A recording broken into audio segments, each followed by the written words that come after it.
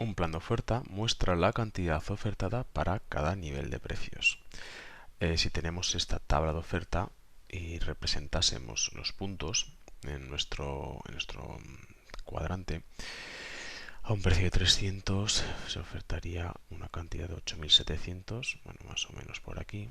Precio de 250, una cantidad de 8.500, por ahí. 200, 8.000, por ahí andaría. 150, 7.000. 100, 5.500 y 50, 3.000.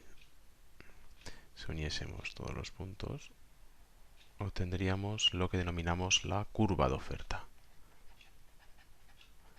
Curva de oferta, que la curva de oferta la podríamos definir como la cantidad de bienes o servicios que las personas, en este caso empresas, están dispuestas a vender para cada nivel de precios.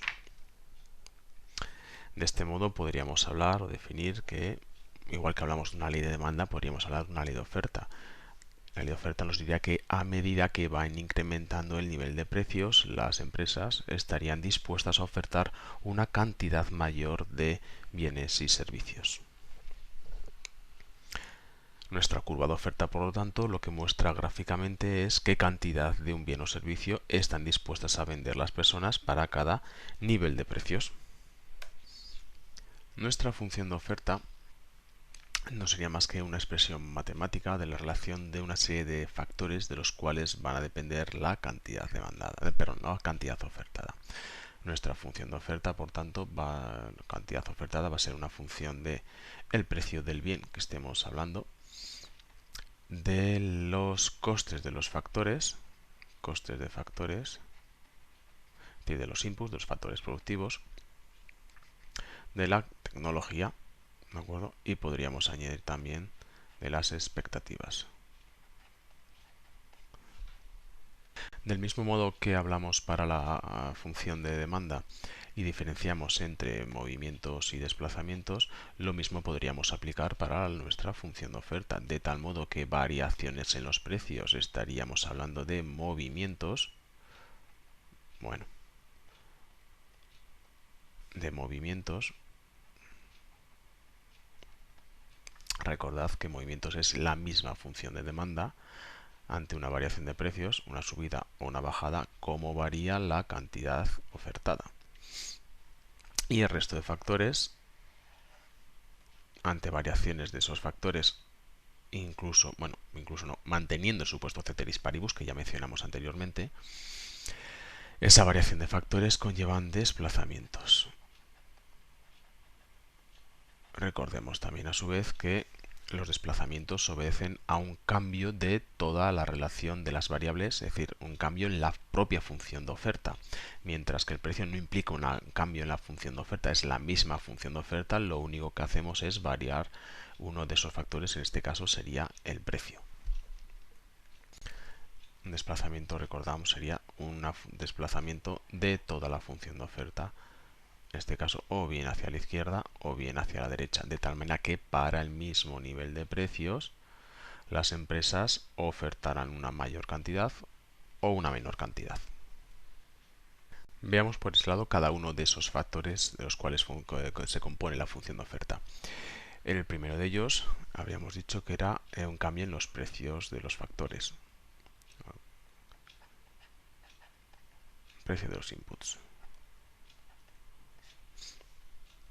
Supongamos, por ejemplo, que hay un incremento de alguno de los factores de los cuales se compone o de los cuales afecta a la producción de este bien o servicio. Dicho incremento afectaría a la función de costes de producción, obviamente, es decir, que sería más costoso producir ese bien o ese servicio, y eso haría que harían menos personas, habría menos vendedores, menos productores que estarían dispuestos a ofrecer ese bien, y por lo tanto la curva de oferta se desplazaría hacia la izquierda.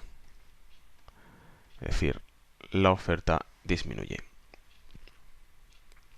En caso contrario, si ese precio de los inputs se abarata, las empresas les sería más barato producir, por lo tanto habría más empresas, más vendedores que estarían dispuestos a ofertar ese producto, de tal manera que la curva de oferta se desplazaría hacia la derecha, es decir, incrementaría la oferta. El siguiente de los factores que habíamos mencionado era el estado de la tecnología. Supongamos que hay una mejora de tecnología de tal manera que nos permite ser más productivos. El ser más productivos acaba redundando en una disminución de los costes de producción. De tal manera que ante una reducción de los costes de producción, eso permitiría que la curva de oferta se incrementase, o se desplazase hacia la derecha, perdón, y incrementase la oferta. Y por último, habíamos hablado de las expectativas. Por ejemplo, si hay expectativas de cualquiera de los factores precio de ese bien ofertado o de los costes de los inputs o de un cambio tecnológico, si hay una expectativa de que vaya a ser alterado, pues por ejemplo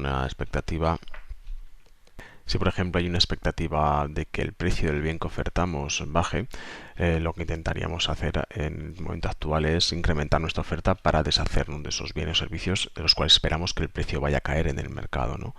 O de la manera contraria, si hay una expectativa de que el precio del bien ofertado se incremente, lo que haríamos es intentar retener esa oferta, ofertar menos, a esperar a que se suceda ese incremento de precio para ofertar una mayor cantidad.